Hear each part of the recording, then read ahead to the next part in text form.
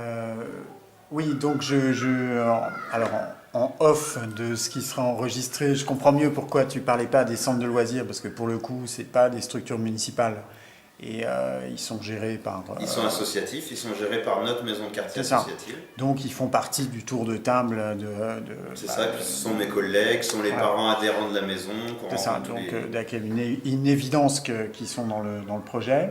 De manière plus large, comment se positionne la ville, la CAF, l'IEN éventuellement, donc un peu les institutions dont les personnels, Oui. à un moment où les actions sont engagées par ce projet.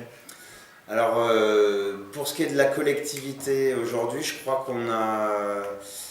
on a un soutien important du chef de service éducation. Alors, il n'est pas chef de service éducation, il est coordinateur du projet éducatif global de la ville.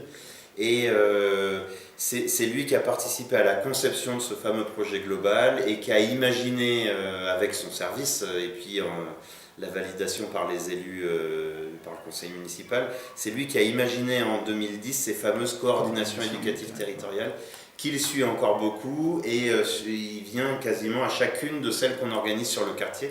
Je pense qu'il fait la même chose sur les autres quartiers de la ville de Poitiers. Donc ce personnage-là, cette personne et son poste, je pense qu'aujourd'hui c'est un rôle central au sein de la collectivité sur la question des mille et un territoires, puisqu'il est très attentif à ce qui se vivait sur les 3 cités à l'occasion de l'expérimentation avec leurs parents, tous les enfants peuvent réussir. Et il a bien suivi le lancement de l'appel mille et un territoires, et c'est lui aujourd'hui qui incite la caisse d'allocation familiale à venir nous rencontrer. Et quand je dis nous, c'est les diverses maisons de quartier, divers centres sociaux de la ville de Poitiers qui sont mobilisés ou qui se mobilisent progressivement sur la question mille et un territoires. Voilà. Et donc on a une rencontre qui l'organise sous 15 jours, là, non, même la semaine prochaine. Donc c'est à son initiative. Alors on en avait discuté, on lui avait dit que c'était opportun, mais du coup là il est plutôt un bon appui.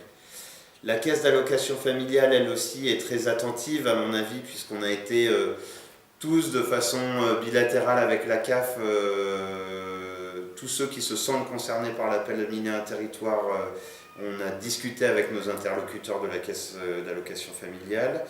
On en a discuté dans le cadre des réseaux d'aide et d'appui à la parentalité, les fameux REAP.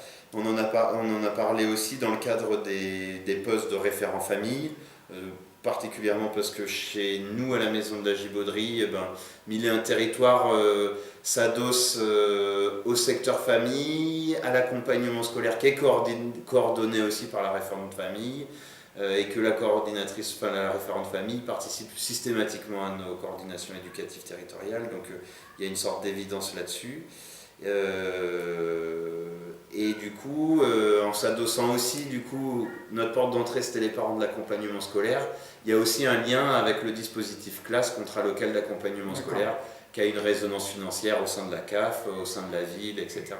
Donc tout ça est finalement assez imbriqué et relativement bien suivi. Et du côté de l'inspection de l'éducation nationale? Aujourd'hui, je crois qu'il y a une écoute favorable que moi je sens pas encore aujourd'hui sur le quartier et d'après mes échanges avec les enseignants du quartier, eux n'ont pas conscience que l'inspection d'académie est attentive à la question parce qu'on n'est pas en territoire prioritaire. D'accord. Or, les enseignants des territoires prioritaires de la ville de Poitiers, eux, ont eu une formation avec Bruno Mazurel d'ATD Carmonde et puis Jean Lambré était présent aussi pour une formation autour de miner un territoire et toutes ces démarches un peu de croisement des savoirs. Donc je pense que les enseignants des territoires prioritaires, enfin politiques de la ville en tout cas, sont plus sensibilisés à ça, ont eu un vrai temps de formation, une rencontre d'acteurs du coup nationaux comme ATD Carmonde et miner un territoire là.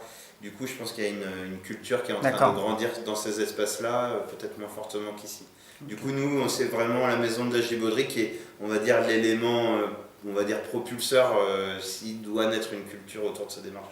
D'accord.